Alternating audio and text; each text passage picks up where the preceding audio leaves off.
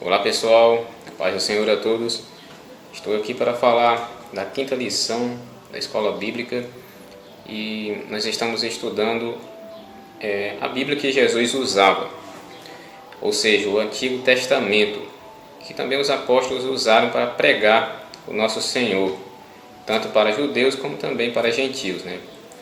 E aqui, na quinta lição, nós observamos em Gênesis capítulo 1, do capítulo 1 ao capítulo 3, os ofícios que Cristo exerceu, mas numa visão do Antigo Testamento, ou seja, o ofício de rei, o ofício de sacerdote e o ofício de profeta, sendo este o de profeta não muito comentado, né? Quando a gente fala do Senhor Jesus, a gente lembra que ele é o rei de Israel. Em muitas passagens, principalmente de Mateus, ele é citado como aquele que é o filho de Davi, o rei de Israel, que iria sentar no trono de Davi nos últimos tempos e iria reinar eternamente. Nós também vemos que Jesus, costumamos falar de Jesus como sacerdote, como aquele que intercede por nós diante de Deus, o nosso sumo sacerdote, né, que ofereceu-se a si mesmo para nos remir do pecado, para nos libertar do pecado.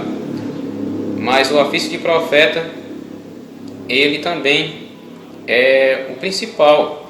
Desde Moisés profetizou dizendo que viria um profeta que seria maior do que ele, e quem não obedecesse, quem não desse ouvidos a esse profeta, seria eliminado do meio de Israel.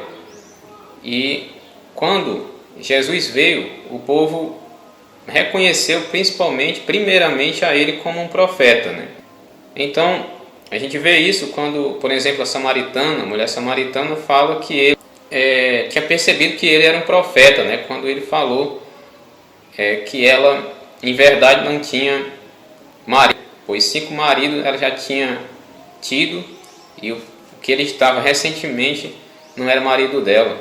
Então ela percebeu que ele era um profeta. Também quando ele realizou alguns milagres, o povo exclamou, o povo proclamou, dizendo que grande profeta Deus tem levantado entre nós. Então ele era reconhecido e comparado também a profetas, né? O povo também comparou a ele a Jeremias, comparou a ele a um dos antigos profetas do Antigo Testamento. Então eu vou falar sobre o papel de um rei, como ele foi revelado na Bíblia, logo no início, no Gênesis capítulo 1. Então a gente vê em Gênesis capítulo 1, do versículo 26 ao 28, a ordem que Deus dá para Adão ter domínio e que ele exercesse esse domínio sobre os animais domésticos e os animais selváticos. Então todo esse domínio, todo esse governo que Adão tinha na terra representa um reinado, né? Representa um domínio, representa uma autoridade. Então ali a gente vê Deus revelando o ofício de rei no primeiro Adão, né? Ou seja, como uma figura que o segundo Adão seria rei eterno. Já o papel de sacerdote a gente vê em Gênesis capítulo 2 e 3 de uma forma implícita, não de uma forma explícita. Por exemplo, quando Deus criou o jardim do Éden, Deus viria até Adão todas as tardes, vinha até Adão. Então aquele lugar, o jardim do Éden, é semelhante a um tabernáculo, ou seja, um lugar onde o homem se encontra com Deus, um lugar especial, separado como o templo que nós temos hoje em dia, para se adorar a Deus. Ele se encontrava com Deus e cultuava, adorava, se deleitava com a presença de Deus, com a revelação de Deus para ele. Então ali a gente vê o papel de Adão como um sacerdote, como um sumo sacerdote. O sumo sacerdote tinha direito, tinha acesso ao Santo dos Santos, né? Então Adão também tinha acesso ao Santo dos Santos, ao Senhor, todas as tardes, para adorá-lo e se deleitar nele. Quando Deus cria esse jardim, ele diz para Adão o cultivar e o guardar. E era esse o papel dos sacerdotes e levitas no Antigo Testamento. Eles teriam que ministrar e tinham que ter cuidado com os utensílios que estavam à sua disposição, na sua responsabilidade. Então, ali o jardim estava sob a responsabilidade de Adão. Ele deveria guardar, deveria cuidar, ministrar e preservar aquilo que Deus tinha dado a ele, para ele cuidar. Assim também é um papel do sacerdote, cuidar das coisas que Deus dá a ele como responsabilidade, Então Adão é apresentado como um sacerdote. E também o nosso Cristo é um sumo sacerdote. O livro de Hebreus apresenta o sacerdócio de Cristo, como ele exerce sacerdócio agora à direita de Deus, como ele exerceu também ao entregar-se a si mesmo como sacrifício pelos nossos pecados. Então Cristo é o nosso sacerdote e também a nossa oferta, o Cordeiro de Deus que tira o pecado do mundo. E ele intercede por nós para sempre, a Bíblia diz. Agora, o papel de profeta. Como a gente observa a apresentação do papel de profeta no Antigo Testamento, entre o capítulo 1 e o capítulo 3.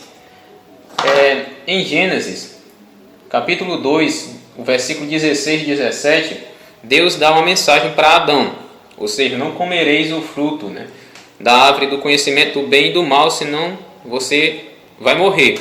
Então, essa mensagem é dada a Adão. E a gente vê logo no início do capítulo 3, quando a serpente conversa com Eva, que Eva conhecia essa mensagem. Ou seja, Adão provavelmente tinha transmitido essa mensagem. Adão tinha feito o papel de um profeta na vida de Eva. E Eva disse que não era para comer, disse para a serpente que eles não poderiam comer e nem tocar. Eva até foi enfática ao falar que não poderia nem tocar, Adão tinha transmitido a mensagem com pleno vigor, para que Eva não se aproximasse, não comesse e nem ainda tocasse, Então, essa mensagem que foi transmitida por Adão, Adão fez o papel de um profeta de Deus, transmitindo as palavras de Deus para os outros, Esse é o papel de um profeta. E Jesus também representa o nosso profeta, porque a Bíblia diz que Jesus falou aos discípulos: quem me vê a mim vê o Pai, E as palavras que eu digo não as digo de mim mesmo, mas o Pai que está em mim faz as suas obras, É quem fala através de mim. Então Jesus mesmo declarou que ele transmitia as palavras de Deus. Até o próprio Filho de Deus não falava as palavras pela sua própria vontade, mas só que ele era um mensageiro de Deus, um transmissor da palavra, um profeta de Deus, para nos trazer a mensagem de Deus. Quando ele veio pregando, ele pregou arrependimento, pregou o reino de Deus, ele nos ensinou a como interpretar as Escrituras e revelou a vontade de Deus. Esse é o papel de um profeta, nos ensinar a interpretar as Escrituras, a nos ensinar qual a vontade de Deus. Então, a gente vê esses três ofícios ali em Adão. Assim também o nosso último Adão, o Adão Jesus Cristo, o Filho de Deus, o unigênito de Deus, também tem esses três papéis. Ele é rei, ele é sacerdote e ele é profeta. Assim, a gente vê Jesus também exercendo a sua autoridade sobre e o seu domínio sobre a natureza, Quando Jesus repreende os ventos e o mar, quando Jesus repreende as enfermidades, quando Jesus repreende os demônios, ele está exercendo seu domínio, seu governo. Então ele está fazendo o papel de um rei. Ali ele está mostrando que o seu domínio, na sua exaltação, é sobre o céu e sobre a terra. Quando Deus deu toda a autoridade a ele, todo o domínio a ele, ele assentou-se à sua destra, exercendo o seu reinado, e cumpriu-se a profecia, né, com respeito a um filho de Davi que viria e seria o Messias dos judeus, né, e seria a luz dos gentios. E outro ponto que eu vou falar nesse vídeo é Jesus Cristo é o elo entre os dois testamentos. Então, sempre houve uma discussão da continuidade, da descontinuidade entre o Antigo e o Novo Testamento. Alguém só preferia o Novo excluindo o Velho, mas só que Jesus, ele é o termo de ligação entre os dois testamentos, né? Aí, os dois testamentos, ele tem o Antigo é a promessa e o Novo é o cumprimento dessa promessa. Ou seja, ele tem Jesus como elo. Jesus é quem cumpre as promessas do Antigo Testamento, né? Ele é o Amém. Jesus é aquele que cumpria as promessas do Antigo Testamento. Deus nos falou nos últimos tempos, né? Nos primeiros tempos ele falou pelos profetas. Agora, nos últimos tempos, segundo o livro de Hebreus, no capítulo 1, ele nos falou pelo seu Filho. O Pai nos falou pelo seu Filho, Jesus Cristo, né? Então, é a continuidade, né? Primeiro Deus fala pelos profetas e, por último, ele nos falou pelo seu Filho. Então, uniu o antigo, né? As mensagens antigas com as novas do Antigo Testamento, as que foi revelada por Jesus Cristo e pelos apóstolos. Jesus uniu. A gente vê também o apóstolo Paulo dizendo que o mistério que estava oculto, né, nos tempos antigos, agora nos foi revelado, né, através de Jesus Cristo, pelo Espírito, né, em Jesus Cristo. Então esse mistério é o nosso Jesus. O mistério que estava oculto nas Escrituras do Antigo Testamento é Jesus Cristo, e nos foi revelado através do próprio Jesus, através dos próprios apóstolos, que esse mistério é Jesus Cristo. Jesus até diz no livro de João, que para os judeus, que se vocês não crerem que eu sou, vocês perecerão nos vossos pecados, né? Jesus se apresentou para a mulher samaritana dizendo que era o Messias. Eu, o que falo contigo, né? Sou o Messias, né? Jesus se apresentou para um cego dizendo que eu sou o Messias, eu que falo contigo. Então Jesus sempre mostrou que era o mesmo eu sou que estava ali no Antigo Testamento, né? O outro ponto é o testemunho do Antigo Testamento sobre Cristo. Esse testemunho do Antigo Testamento sobre Cristo a gente vê quando os apóstolos usam o Antigo Testamento para falar das promessas, e que Cristo revelou a eles, né, como ele estava presente em todas as Escrituras. Ali no caminho para Emaús, ele se revela aos discípulos, né, contando que estava escrito sobre ele nos profetas, né, e também em todas as Escrituras. Quando também ele se apresenta no livro de Lucas para os apóstolos e diz que Cristo dá a eles entendimento de todas as Escrituras. Então Cristo estava falando de si mesmo através das Escrituras do Antigo Testamento, estava revelando a si mesmo aos apóstolos. E o apóstolo Paulo também pregou, né, a igreja de Tessalônica, a igreja que era uma igreja gentia, mas ali tinha judeus. O apóstolo Paulo pregou que Cristo estava ali no Antigo Testamento, né, através das Escrituras. Ele também recebeu essa revelação sobre a pessoa de Cristo, a promessa do Antigo Testamento.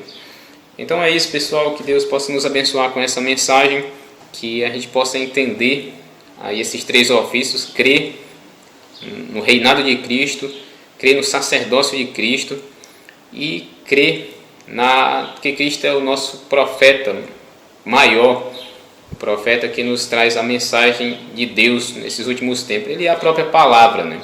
A gente vê que João diz que ele é a palavra, ele é o verbo. Então que Deus possa nos abençoar, que nós possamos aí entender essa mensagem, e que Deus abençoe. A paz do Senhor. Até a próxima lição.